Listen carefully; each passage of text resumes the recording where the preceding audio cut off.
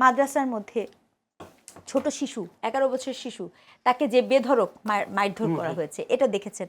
11 বছরের বাচ্চা যার কিনা মেয়ে বাচ্চা যার কিনা ওভুলেশনই হয়নি সে নিজে নাকি 6 মাসের অন্তঃসত্ত্বা। যেতে চাই ডক্টর স্নিগ্ধা, আপনি কি বলবেন আসলে এই 5 মে যে ঘটনার পর সকাল যে পত্রিকাগুলো যে নিউজগুলো কভার করেছে উনি বলছেন যে মানুষের চেয়ে গাছ কাটাটাকে বেশি প্রাধান্য দেওয়া হয়েছে, একটা ফেসিবাদ তৈরির জন্য যা যা কাজ করা দরকার মিডিয়া সেগুলো করেছেন উনি বলছেন, আপনি কি বলবেন? না আমি কিন্তু প্রথমেই বলেছি যে অফকোর্স আমার জন্য গাছও ইম্পর্টেন্ট, মানুষও যেমন ইম্পর্টেন্ট গাছও খুব ইম্পর্টেন্ট, কিন্তু ঘটনা হচ্ছে যে আমি গাছকে যে মানুষ দিয়ে রিপ্লেস করতে পারি না এটা কিন্তু খুব স্পষ্ট অবস্থান, তাই না? যদি এতগুলো মানুষ মারা যায়, সেই মানুষগুলো যদি মারা যায় এবং তারা বিচার পাবে না, এটা কোনোভাবেই মানা যায় না।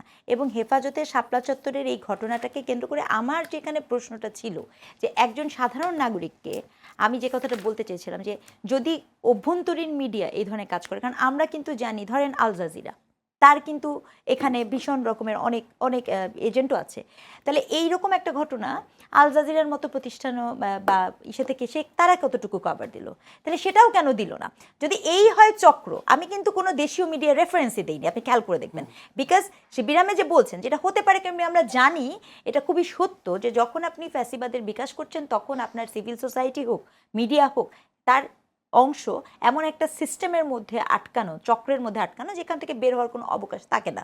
এই ক্ষমতার নেকের ব্যাপারটা আছে, কিন্তু আমার প্রসঙ্গ হচ্ছে আন্তর্জাতিক মিডিয়া তো এর থেকে বাইরে, তাহলে সেই মিডিয়ার এই নিশ্চুপতা আমাকে সংশয়গ্রস্ত করেছে। আমি খুব স্পষ্ট অবস্থান নিচ্ছি, কেমন এই সংশয়গ্রস্ত হওয়া, এবং ইভেন এই যে আপনি আজকে আন্তর্জাতিক ট্রাইব্যুনালও যখন করছেন তখন আমি এটাও তো শুনছি স্বয়ং সংসদে দাঁড়িয়ে যারা এখন এমপি হয়েছেন তারা বলছেন যে সেই বিচারটিও আসলে সঠিক হয়নি। তাহলে আমার বিশ্বাসহীনতার জায়গাটা কিন্তু কোথায় থাকে? আমি বিশ্বাস করে যে একটা জিনিসকে বলবো জাস্টিস জাস্টিফাইড, জাস্টিসকেও তো জাস্টিফাইড হতে হয়, জাস্টিসই তো তখন জাস্টিফাইড হচ্ছে না, পুরো জাস্টিস সিস্টেমটাই তো একটা ডিনায়াল মোডে চলে যাচ্ছে।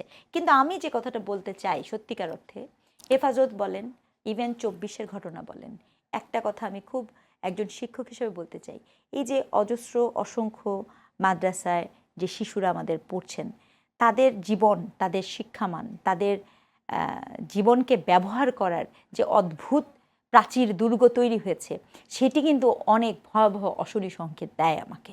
দুদিন পর পর আপনি দেখবেন, মানে it's not only limited into, আজকে যদি আপনি এই হেফাজতের কথা বলেন 24-এর ক্ষেত্রেও আপনি খেয়াল করে দেখেন, আমি আসলেই যদি এই লিস্টটা পাওয়া যেত, আমার ধারণা এখানে একটা বিশাল পরিমাণ শহীদের সংখ্যা এই গ্রুপ অফ পিপল থেকে এসছে।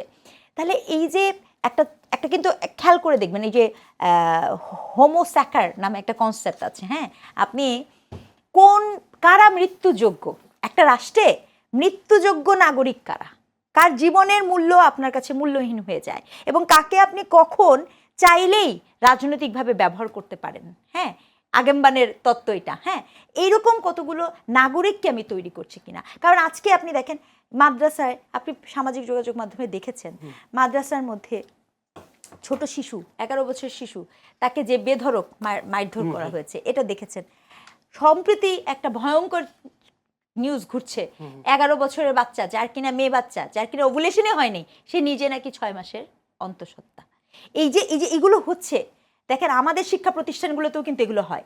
আমাদের শিক্ষা প্রতিষ্ঠানে ঠিক আমরা যেভাবে এটার বিরোধিতা করি নির্দ্বিধায় নির্ভয়ে, ওই বিরোধিতার জায়গাগুলো আনতে হবে। আমি আসলে এই মাদ্রাসাকে শিক্ষা প্রতিষ্ঠান হিসেবে দেখতে চাই, এবং সেখানের সন্তানেরা যেন এরকম পারসেপশনে না থাকে যে সে আমার রাষ্ট্রের নাগরিক না, তার সাথে যে কোনো একটা অন্যায় করে ফেলা যায়, এবং কি তার মৃত্যুর হিসাবটাও হিসাবের মধ্যে থাকে না। আমি এই অন্যায়ের বিপক্ষে অবস্থান করি। এই যে ভাবনাটা, এটা কেন বলছি, এই পুরা জিনিসগুলো একটার একটার সাথে কানেক্টেড। মানে এগুলোকে আপনি বিচ্ছিন্নভাবে যদি পাঠ করা শুরু করেন, আপনি এটাকে থামাতে পারবেন না।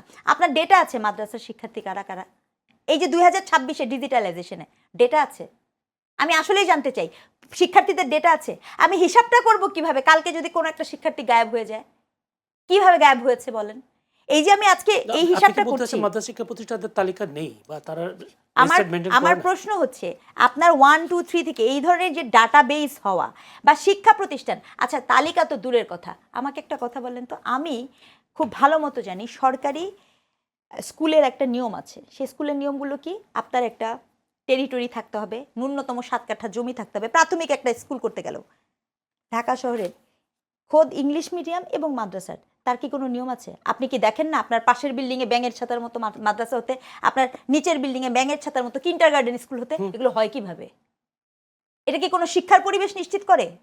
তাহলে আপনি শুধু ডাটা বললেন, আমি তো আপনাকে স্ট্রাকচারাল অনেক কিছু দেখাতে পারবো, এবং এটা নিয়ে রিগোরাসলি ভাবা উচিত আমাদের মন্ত্রণালয়গুলোতে। কারণ আমি আবারও বলছি, আমার সমস্যা মাদ্রাসা না, আমার সমস্যা হচ্ছে মাদ্রাসায় পড়া সেই শিক্ষার্থী, যেই শিক্ষার্থীর জীবনের মূল্য এবং তার সকল অধিকারকে নিশ্চিত রাষ্ট্র করছে কিনা।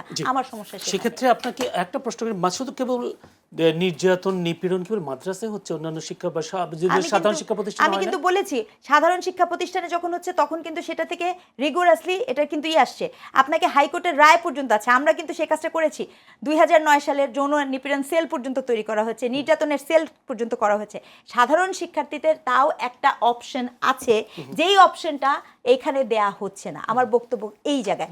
অবশ্যই সাধারণ শিক্ষার্থীদের ক্ষেত্রে যেরকম ভাবে হবে সেখানে যেরকম আমাদের বক্তব্য থাকতে পারবে, একইভাবে আমি আজকে দেখলাম, এই যে আজকেই আপনার যেই ডাক্তার আপনার দিয়েছে এই উনি ব্লগে, জি আল্ট্রাসাউন্ডের রিপোর্ট দিয়েছে, উনি এসে বলছেন অলরেডি উনাকে লাইফ থ্রেট দেওয়া শুরু হয়েছে, পোস্ট ডিলিট করতে বলা শুরু হয়েছে মাদ্রাসা থেকে।